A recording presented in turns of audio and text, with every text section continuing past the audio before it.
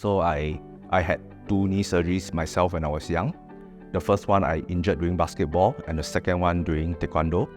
So I tore both of my knee ligament, the ACL, anterior cruciate ligament. So I've undergone 2 surgeries when I was young.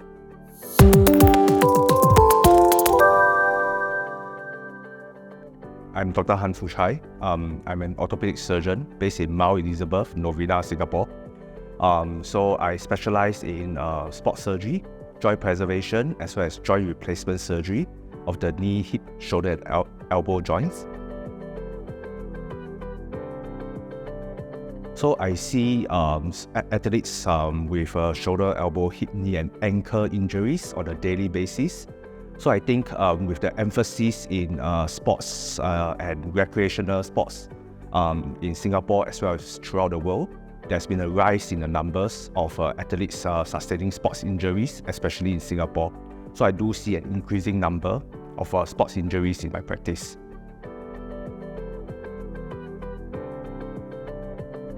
I would say generally there are 3 different types of injuries. One is acute soft tissue injuries that could be sprains, strains, tendon injury or tears of the tendon, ligaments or muscles.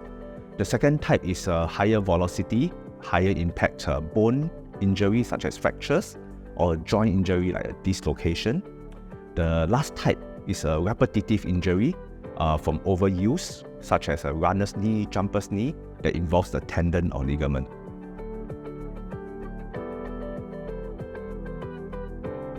There are various strategies to minimize injuries.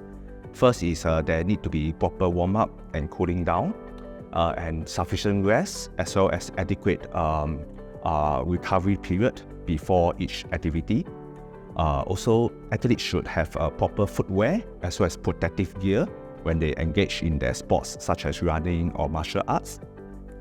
And there should be proper training, strength and conditioning to ensure that the joints are strong enough and stable enough before they participate in such sports.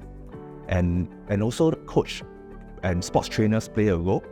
They should supervise the athletes, ensure that they do not do the exercise wrongly to prevent injuries. Lastly, I think prevention is better than cure. So athletes should know that if they have certain condition, they should not ignore. So if they have a pain that has lasted for some time, they should seek medical professional advice from a sports physiotherapist, a family doctor, or even an orthopedic surgeon.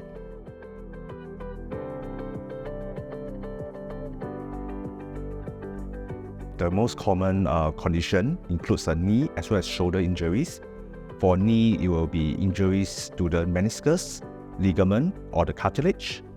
So this is the knee, the front of the knee, and the side of the knee.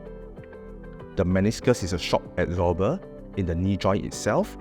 The ligament is a structure in the knee that provides stability to the knee. And cartilage, they are all a layer of protective tissue protecting the knee joint. So surgeries that I do mainly involve repairing torn ligaments, cartilage, or meniscus.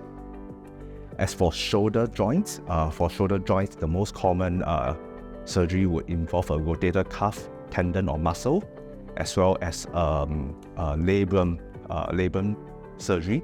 So labrum is a supporting structure in the shoulder that provides stability to the shoulder. So it gets injured in shoulder dislocation. So this is just a diagram of the shoulder.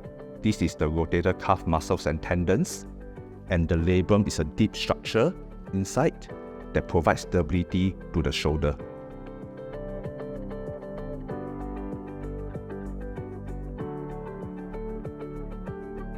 So generally for my patients below the age of 65 years old, I would recommend a joint preservation surgery rather than joint replacement surgery. 3 main reasons. First, joint preservation surgery is a smaller surgery, less invasive, and has a lower risk of surgery as well as lower risk of infection compared to joint replacement surgery. Secondly, in a joint preservation surgery, we preserve the original native joint. So patients can still be active and utilize the joint.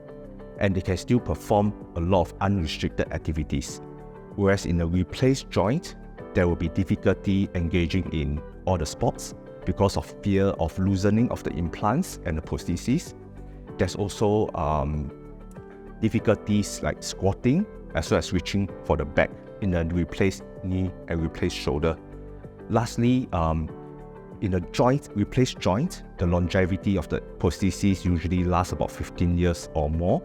But in the healthy young patients, the patient might outlive the longevity of the prosthesis. So the patient might need another surgery when they get older.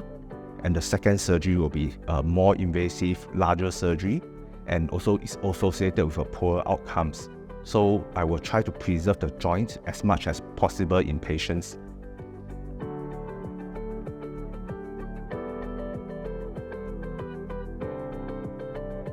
High-performance athletes are a special breed of individuals. So it's harder to treat them because they can only allow a shorter period of rehabilitation before returning back to sports. So they are at a higher risk of a re-injury. So for such individuals, there are additional surgeries that can be done to ensure that the surgery is stable and stronger. For example, in knee ligament surgery, such as the ACL surgery, instead of just an ACL reconstruction, I will add on an additional procedure like ALL, anterolateral ligament reconstruction, that will provide more stability to the knee to reduce the chance of a re-injury. And also for such athletes, I will need to discuss with them to manage their goals and expectations. They need to know the downtime and the recovery period needed before returning back to sports.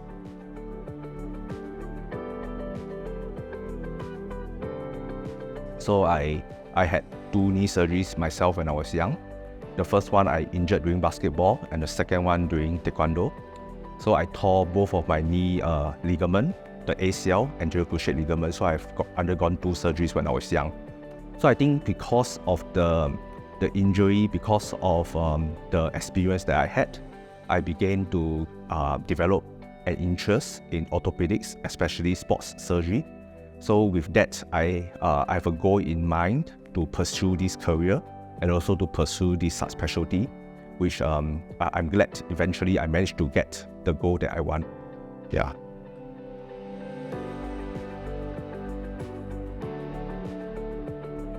So I have 3 children, 1 girl and 2 boys. So I will encourage them to participate in sports because of the benefits of sports for health, as well as I believe sports instill discipline in them and help them to develop their teamwork and leadership qualities.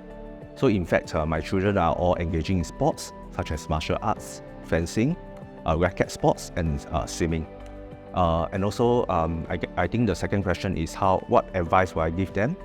So I think I will teach them how to prevent injuries, and more importantly, before they engage in competitive sports, I will get them to watch this video, subscribe to this channel, and like this video as well.